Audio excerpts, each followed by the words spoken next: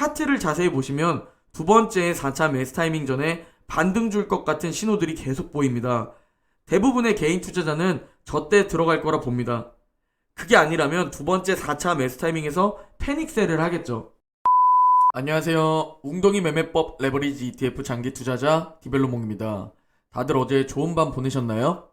이걸 말아 올리나 싶었던 미국 증시는 파월과 옐런의 상원위원회 증언이 시작되면서 정말 곤두박질 치기 시작했는데요. 박영수님께서 변동성이 커지니 힘들다는 댓글을 주셨습니다. 현재 금요일은 오미크론 우려로 급락, 그리고 월요일은 오미크론이 과한 우려로 판단되며 급등, 그리고 어제는 파월의 굉장히 매파적인 발언으로 급락했습니다. 이렇게 3일 동안 변동성이 매우 크고 주가가 횡보를 하고 있는데요. 항상 말씀드리지만 장기 투자할 땐 1년 정도 횡보할 때도 옵니다. 우리는 그 부분을 버티지 못하면 실제로 장기 투자에 성공하지 못합니다. 1000명 중 999명이 되는 거죠. 지금 이 짧은 횡보 구간을 너무 힘들어하지 않으셨으면 합니다. 오늘 영상에서는 파월의 상원위원회 증언에 대해 자세히 알아볼 건데요. 중요한 부분들만 자세히 설명드리려고 합니다. 먼저 파월 의장이 테이퍼링 속도를 높이는 논의를 12월 FOMC 회의에서 진행할 것이라고 하면서 사실상 테이퍼링 속도를 높인다고 시장에서 생각하는 듯 합니다. 그리고 파월 의장은 또 이제 인플레이션을 얘기할 때 일시적이라는 표현은 처리하는 게 맞다고 언급하면서 불을 지폈습니다. 다음으로 살펴본 내용은 세계 1위 기업 애플이 어제 유일하게 상승한 기술주인 이유를 알아볼 거고요. 그리고 QLD는 아직 2차 매수 타이밍과의 거리가 좀 있지만 SSO는 어제 2차 매수가 될 뻔했는데요.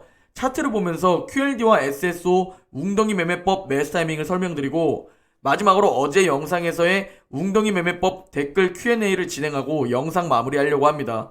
제 영상을 보시고 마음에 드신다면 구독과 좋아요, 댓글 한 번씩 꼭 부탁드립니다. 그럼 오늘의 시황 시작하겠습니다. 화면에 3대 지수 차트 흐름을 보면 미국 시간으로 11시가 좀 되기 전에 지수가 급락하는 모습을 보여주는 걸 확인할 수 있습니다. 바로 파월 의장과 옐런 장관이 상원 의원의 증언이 시작되면서 미국 증시는 급락하기 시작했는데요. 뒤에서 언급드리겠지만 파월 의장의 테이퍼링 가속화 메시지가 전달되자 급락하는 모습을 보여주었습니다.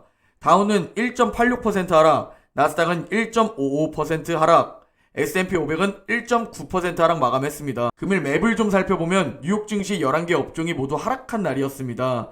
먼저 S&P 500 시가총액 상위권에 위치한 주식들은 방향이 엇갈렸는데요. 메타가 4% 하락, 알파벳이 2.5% 하락, 마이크로소프트는 1.79% 하락, 아마존은 1.5% 하락했습니다. 반면 애플은 3.16% 큰 상승을 하는 모습을 보여주었고 테슬라도 0.68% 상승했습니다. 11월 동안 1개월 기준으로 다우는 3.7% 하락했고 S&P 500은 0.8% 하락했습니다. 반면 기술주 중심의 나스닥은 0.25% 올랐죠. 그리고 중소형주 중심의 러셀 2000은 4.3% 내려 지난해 3월 이후 가장 높은 하락률을 기록했습니다. 미국 10년물 국채금리는 1.5 아래로 내려가며 현재 1.48대로 내려왔고 다음으로 금일 공포지수는 26입니다. 1년 전 이날 88의 극심한 탐욕과 한 달 전 72의 탐욕 구간과는 대비되는데요. 어제만 해도 40이었는데 굉장히 크게 내려왔습니다. 공포지수에 비해 하락폭이 낮다고 생각되는 건 저뿐인가요? 아직 웅덩이 매매법 2차 매수 타이밍도 안 와서 그렇게 느껴지는 건지 모르겠네요. 다음으로 오늘 미국 증시가 급락한 원인, 파월 연준 의장이 다음 달 FOMC에서 테이퍼 가속화 논의가 있을 것임을 예고했는데요. 한편에서는 오미크론으로 인해 금리 인상이 늦춰지고 테이퍼링도 늦춰질 것이라는 예상도 있었던 터라 더 급하게 하락하지 않았나 싶습니다. 파월 의장은 이날 상원은행위원회 청문회에 나와 나는 우리가 2주 후 열리는 다음 FOMC 회의에서 자산 매입을 몇 달 일찍 끝내는 게 적절할지 논의하는 게 적절하다고 생각하다고 밝혔습니다. 파월 의장이 이 정도로까지 얘기하는 걸 보니 역시 지금 가장 중요한 건 인플레이션입니다. 그리고 테이퍼링을 가속화해 조기에 완료하면 금리 인상 옵션도 더 빠른 시기에 확보할 수 있게 됩니다. 때문에 테이퍼 가속화 메시지는 금리 인상 시기 또한 앞당겨질 수 있음을 시사하는 거죠. 그리고 파월은 이날 드디어 시장이 우려하던 인플레이션에 대해 일시적이라는 단어를 뺀다고 말했는데요. 팬데믹 사태 이후 높아진 인플레이션을 수식할 때 사용해온 일시적이라는 표현은 이제 그만 쓸 때가 됐다고 인정해버렸습니다.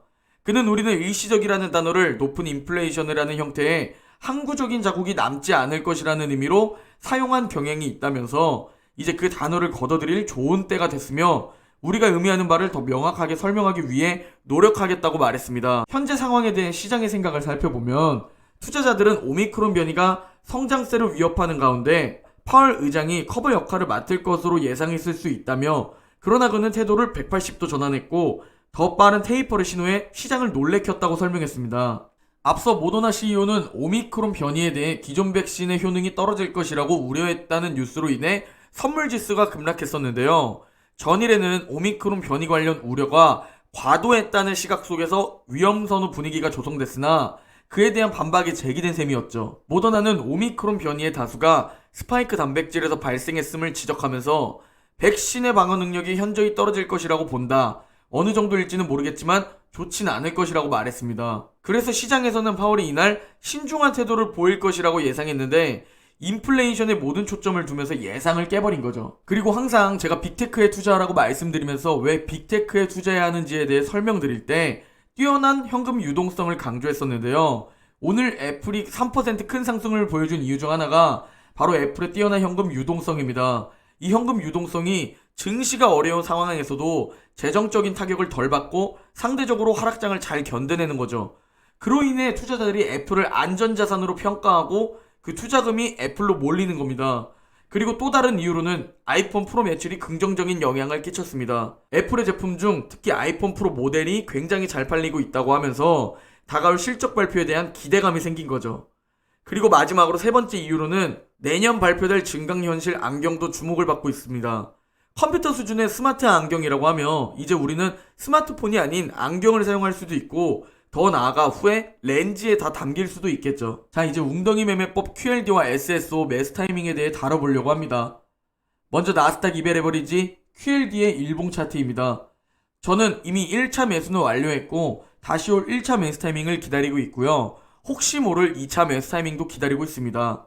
현재 주가가 계속 21선에 닿은 상태로 움직이기 때문에 21선까지 다시 내려와도 1차 매수를 진행하지 않았습니다. 완전히 캔들이 21선에서 닿지 않게 올라갔다가 내려와서 닿으면 그때는 1차 매수 타이밍으로 QLD에 투자할 예수금의 10%를 매수합니다. 그리고 현재 2차 매수 타이밍 61선은 대략 81.9달러입니다. 꼭 정확한 가격에 안 사셔도 되고 대략 주가가 61선 부근이라면 분할 매수 시작하시면 됩니다. QLD에 투자할 예수금의 50%를 5로 나누어서 5거래일 동안 주가가 오르나 내리나 상관없이 매수합니다. 다음은 S&P 500 200 레버리지 SSO 일봉 차트입니다. SSO 역시 1차 매수는 완료했고 61선 부근 2차 매수 타이밍을 기다리고 있습니다. 현재 2차 매수 타이밍 61선은 대략 133달러에 위치해 있고 저와 프리미엄 멤버십 단톡방 분들은 133달러에 2차 매수 타이밍 1일차 비중을 걸어두었지만 체결되지 않았습니다. 오늘 선물 지수가 상승 중이지만 일단 오늘도 걸어둘 예정입니다. 당장 오늘, 내일, 그리고 다음 주에 주가가 어떻게 올라갈지 모르지만 만약 주가가 61선 부근까지 온다면 SSO에 투자할 예수금의 50%를 5로 나누어서 5거래일 동안 주가가 오르나 내리나 상관없이 매수합니다. 자, 이제 웅덩이 매매법에 대한 댓글 Q&A입니다.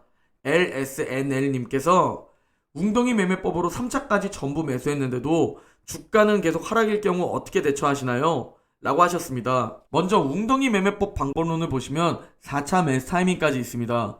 그리고 이 4차 매수 타이밍은 대폭락장에만 옵니다. 4차 매수 타이밍은 3차 매수 타이밍이 끝난 후에도 주가가 121선 아래에 있고 RSI가 올라갔다가 다시 30 아래로 내려왔을 때 진행됩니다.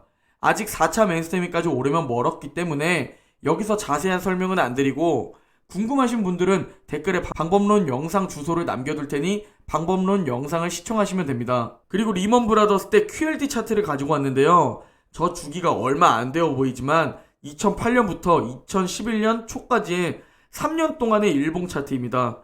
저 기간엔 QLD, SSO, 그리고 우리가 투자하는 모든 종목이 다 힘듭니다. 저 종목만 힘든 게 아니라 전 세계적으로 힘든 시기입니다.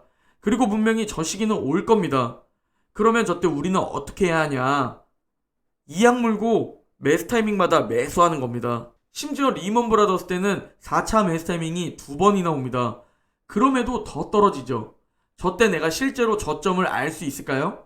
이악 물고 매수하는 방법밖엔 없습니다.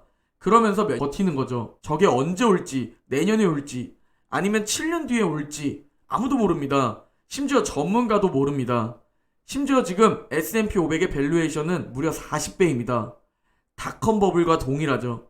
그래서 걱정하는 전문가들과 실적이 뒷받침되고 있으니 지금과 닷컴 버블은 다르다는 전문가들, 서로의 의견은 다릅니다. 결국 전문가들도 모른다는 겁니다. 그리고 내가 저 구간에서 잘 빠져나와서 다시 저점에서 분할 매수할 수 있다면 그렇게 하시면 됩니다. 대폭락이 아닌 지금도 그게 불가능한 우리가 과연 저 구간에서 그게 가능할지 전 자신이 없습니다. 차트를 자세히 보시면 두 번째 4차 매수 타이밍 전에 반등 줄 것 같은 신호들이 계속 보입니다. 대부분의 개인 투자자는 저때 들어갈 거라 봅니다. 그게 아니라면 두 번째 4차 매수 타이밍에서 패닉셀을 하겠죠. 언제 폭락이 올지 모르나 우리는 폭락이 언젠간 올 수도 있다는 걸 알면서도 스스로 투자하고 있는 겁니다. 그래서 그나마 가장 안전한 세계 1위 미국에 투자하는 거죠. 10년 뒤 부동산과는 비교도 안 될 아주 높은 수익률을 위해서 말이죠. 그리고 리스크 관리를 위해 현실적으로 10년 장기 투자를 성공하기 위해, 그리고 멘탈 관리를 위해 오를 땐 즐기고 웅덩이에서 줍줍하는 오줄 웅줍을 하는 투자자가 되는 거죠. 원칙이 무너지면 멘탈과 심리 때문에 그냥 막 사고팔고 하게 됩니다. 원칙이 중요한 겁니다. 오늘 영상은 여기까지입니다. 제 영상이 도움이 되셨다면 구독과 좋아요, 댓글 한 번씩 꼭 부탁드립니다. 모두 행복한 하루 보내시고 내일 영상에서 뵙겠습니다.